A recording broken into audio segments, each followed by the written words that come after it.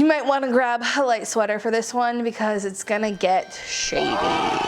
I recently made a video where I talked about how to find a sustainable brand, or essentially it was a guide to how to figure out if a brand is actually sustainable. Unfortunately, it looks like thanks to the algorithm, a lot of you guys didn't see it, and so if you want to go watch that video before you watch this one, I'll link it up here and also in the description box. Within that video, I talked a little bit about searching for the brand online to see what type of press and media they've gotten associated with their sustainable practices. So essentially Googling something like reformation, scandal. Some things might come up about the brand that you're thinking about supporting that maybe would change your mind a little bit. I said in that video I could make a whole video about sustainable brands and their scandals, and that's what this is going to be. It might be part one, we might keep it going, I don't know. Let me know what other brands you may have heard shady things about, or if you're wanting to know if there's anything shady about a specific brand that you really like, leave it in the comments and I might consider making this another series. Don't all my videos become series?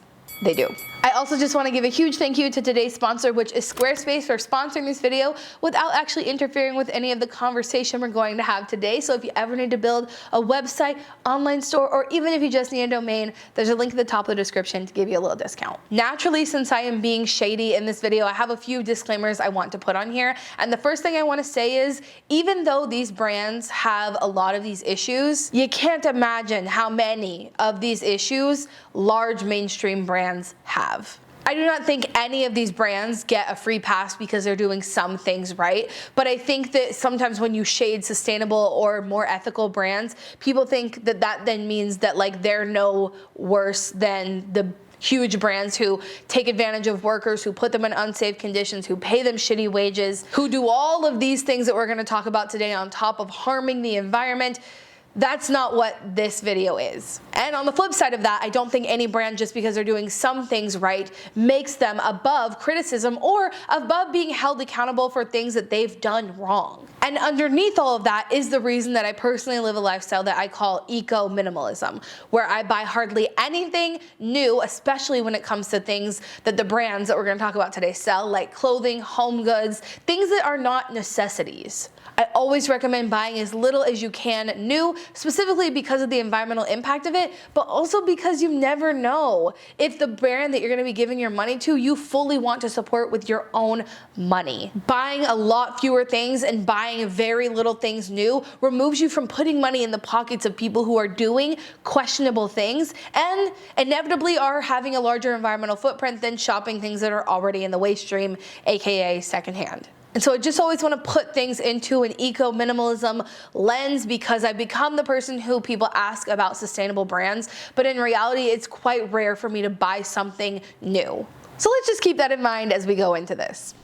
So first up, a brand I already hinted at, Reformation. Around June, July of 2020 is when a lot of this information started to come out because of the movement that was happening around that time. If you remember the Black Lives Matter movement, everyone was on board and it was getting so much more awareness. And so people felt like they had the ability, the strength. They felt like they would be listened to if they came out and said things that they had kept under wraps in fear of people either bombarding them with hate or just not getting the media attention they needed to actually hold these companies accountable. That's when this happened for Reformation. So this all started when Reformation posted on Instagram on the day, if you remember this, everyone was posting black squares. Everyone thought that was the thing to do, and then it turned out that most activists were telling us that's not the thing to do, but Reformation posted basically their own version of that. In addition to this post on Instagram, they also reached out to a former employee who declined their request for a call, and she decided that instead of taking this call, she would use this as her opportunity to say how she felt about the awful things going on behind the scenes at Reformation.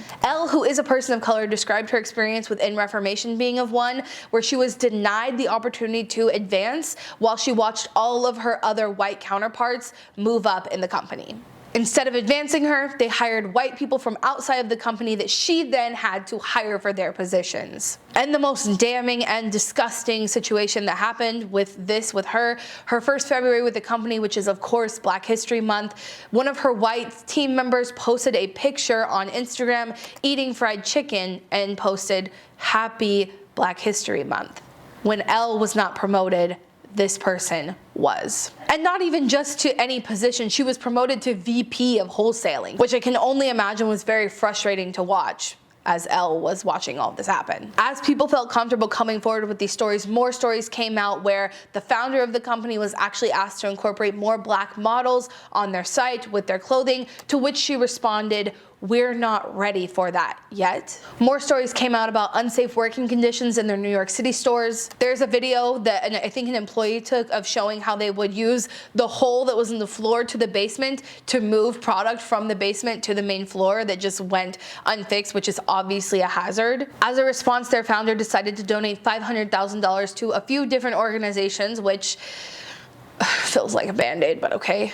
Reformation also said they would create a diversity and inclusion board to make sure that these issues were no longer an issue going forward, and whether or not that makes it okay to you is really not up to us. It's really up to the employees that it impacts. And if you're a Reformation employee, I guess that does apply to you. But really, to decide if this is equal to the situations that happen, if this makes up for it or not, is up to the people of color who are employed at Reformation. And as far as what's been reported on, that's kind of where it was left off, which that information was put into an Instagram post by the brand's founder. So they didn't do any media around this. There hasn't been any documented changes, and I haven't seen the media grab a hold of it again, which is also a whole different conversation about the movement and the excitement and the energy that was given to the Black Lives Matter movement back in 2020 has really died down. And so ever since then, it's not as cool or trendy or sexy for media companies to talk about these situations, which is an overall shift in culture we really need to see, so that brands are not doing this while also getting to promote themselves as the most sustainable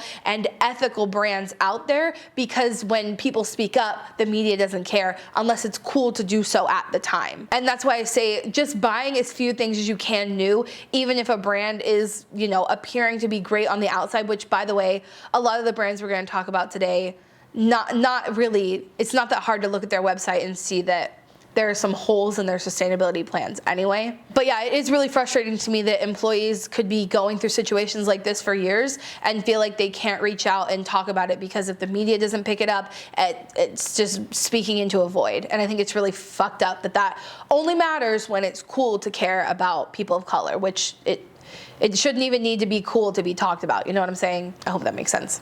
Everlane I have side-eyed for many years, not only for their sustainability efforts and their ethics and all that sort of shit, but they've said for years and years that they would work on expanding their size range, and they just fucking don't. It's been frustrating in my position specifically because I get asked a lot of the times to review Everlane stuff, and the truth is that the things I have to choose from on their website is so limited because they've been saying for so long that they would expand their sizes and they just don't do it. I've talked about them in my brand ranking series. If I can remember which one it was in, I'll link it up here and in the description box. But let's talk about the scandal beyond the things I've already talked about Everlane on this channel before. Another reason I've always been suspicious of them is because they claim to be radically transparent while equally having no third-party certifications to prove that transparency. They just don't meet my personal standards for a sustainable brand, but I digress. Let's talk about their scandal. Everlane's situation was actually over union busting. So back in December of 2019, a group of employees started talking about creating a union. If you don't know what that means, it basically means employees are allowed to group together to advocate for better conditions or better pay or benefits and all that kind of stuff. I think unions are really, really important for holding corporations accountable. And if you claim to be an ethical company, you probably want to hear from your employees what they think they're experiencing that is not the top levels of ethics that you claim to have, right? We remember what happened 3 months after December 2019, which is when COVID hit us like a ton of bricks. When that happened, Everlane laid off 290 employees, which is that's a big number for a company of Everlane's size. 42 of those were part of the unionizing efforts. I find it hard to really grasp how businesses were going to handle the pandemic. To me, it seems like if they laid off that many people that early, that they must have really had no plan for if things really went, I guess, the way that they did in early 2020. But that's just my opinion, and I guess that's what Everlane actually claimed, that they ended up laying off those employees who were trying to unionize because of the pandemic. In addition, there was a group formed called Ex-Wives Club, which consisted of 14 anonymous former employees of Everlane who also have an entire document outlining the experience of Black people who are working at their company and the anti-Blackness they experienced while working for Everlane. But the anonymous employees wrote about being overworked, underpaid, denied opportunities for advancement, and punished when they spoke up about these things, which Everlane's response is that those things were inaccurate. And I think what's really frustrating to see about these brands who respond to these allegations, that they just kind of tell the media no comment, and they never come out and really take accountability or even like explain or make up for the things that they're being accused of. And I think what really sits wrong with me about that is that these brands know that they're essentially too big to fail at this point. A lot of people didn't hear about these articles unless you're very deep into the sustainability space or the fashion space. You're likely not going to hear about it. And if Everlane and Reformation are promoting themselves as a sustainable, conscious, ethical brand, you're going to think they are. This one really hurts me to talk about because I've been a big fan of this brand for a very, very long time, like over a decade at this point. Lush has really done some groundbreaking, industry-leading work in terms of ethics within their company, in terms of the give back that they do, which is massive, in terms of innovating and lobbying for more strict rules and standards, legislation surrounding the environment. Like, Lush does a lot, but that doesn't mean that they are above criticism, and it doesn't mean that they're perfect. This situation started in their Australian factory back in 2020, where people working in the factory were claiming that they were getting injured because they were required to lift things that were just too heavy within their jobs. And they were having to lift these heavy things a lot, which another part of having to lift those heavy things were the unreasonable, they were saying, quotas that the brand expected them to meet in a day. So for example, if you know the Twilight Lush bath bomb, Lush's cosmetics are mostly handmade, and so they pay all their employees to hand make these cosmetics, and these employees were saying they were having to move these heavy things so many times a day because their quota to meet for the day was creating 600 of those Twilight Lush bath bombs. Other employees in this article out of the Australian,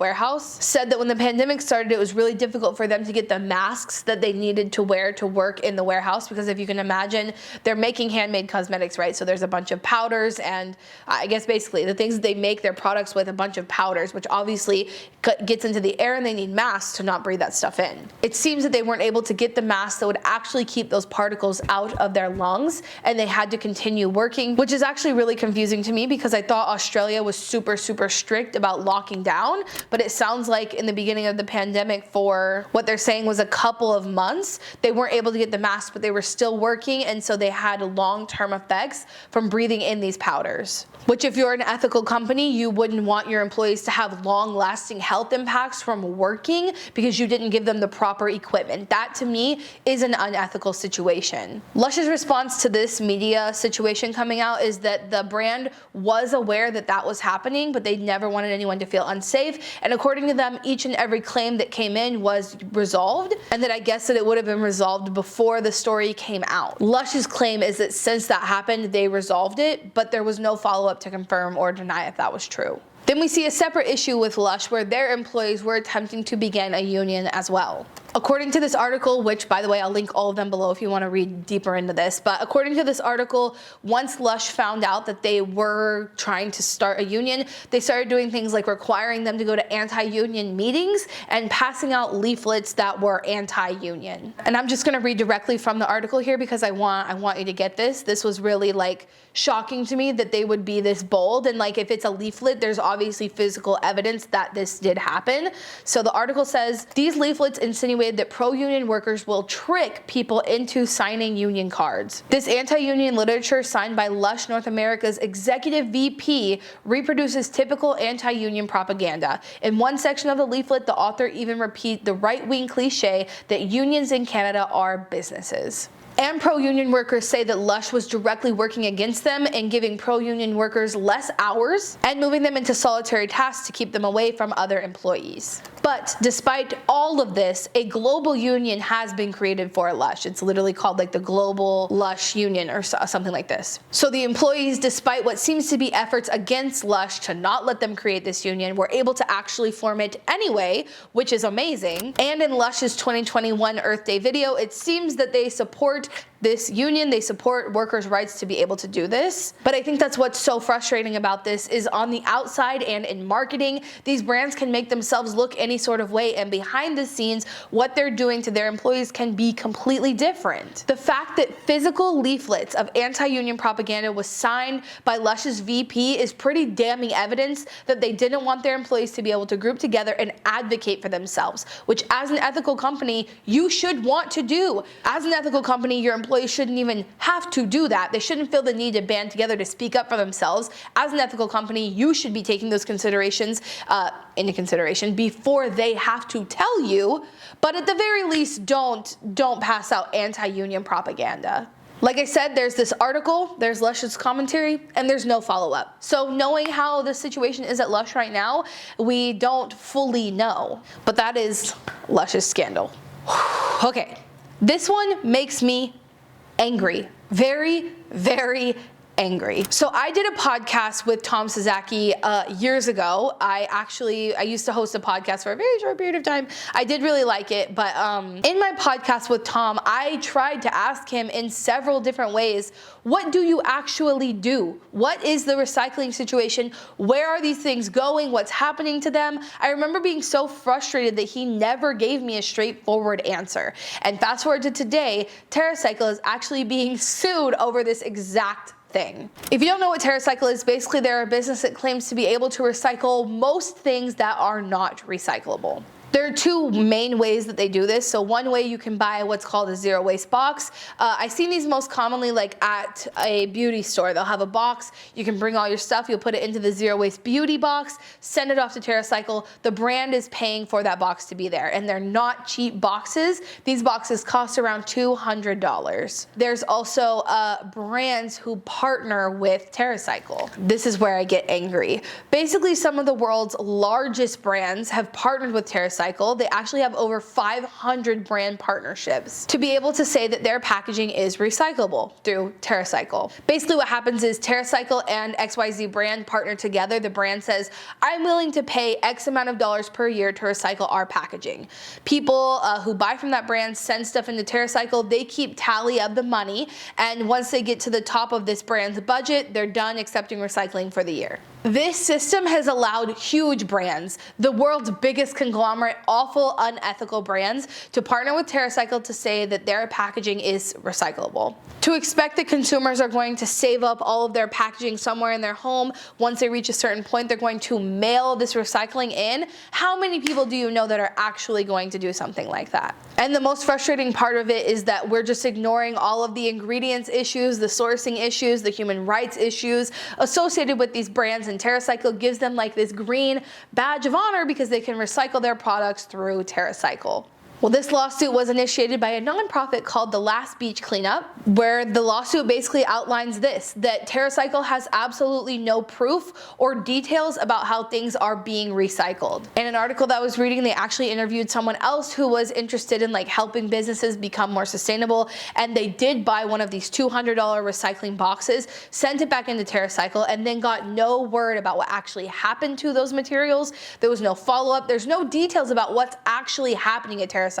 For all we see on the outside, this brand, Terracycle, has partnered with this brand. We've shipped in our packaging, and that's it. That's all we know. That's all that's like given to the public about this information. And that's what's so frustrating to me, is that wouldn't you think that if someone had like groundbreaking technology like Terracycle seems to have to recycle things that are unrecyclable, you would be proud? You would have some sort of content around what you're actually doing without giving away any trade secrets, if that's what you're really worried about, which another side problem of capitalism is that if someone comes up with this genius idea that could help the planet, they don't want other people to know about it because then they're going to lose out on the money. But regardless, basically this lawsuit is over the fact that Terracycle doesn't disclose what they're actually doing with any of these materials, and it's so frustrating to me because they're giving a pass to all of these brands that absolutely are not sustainable. And now there's a lawsuit so that we are actually going to see what the hell is happening behind the scenes. Now in this situation, I'm not necessarily pro Terracycle. I will say if what they're claiming to do is actually what they're doing, I think it's amazing. But some of the criticism was like, well, that's putting so much of the responsibility onto the consumer to recycle their products, and that's not fair.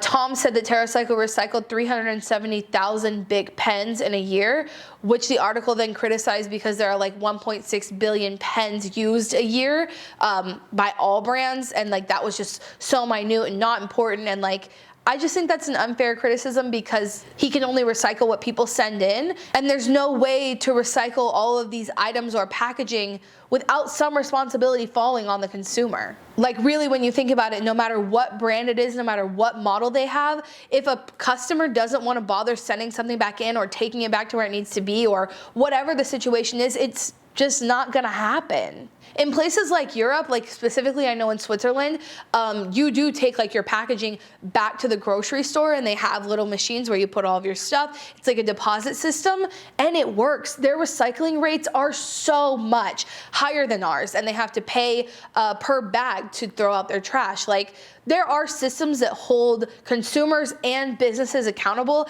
and it actually improves recyclability. So that being a criticism of Terracycle, that it puts too much responsibility on the consumer, I think is not fair.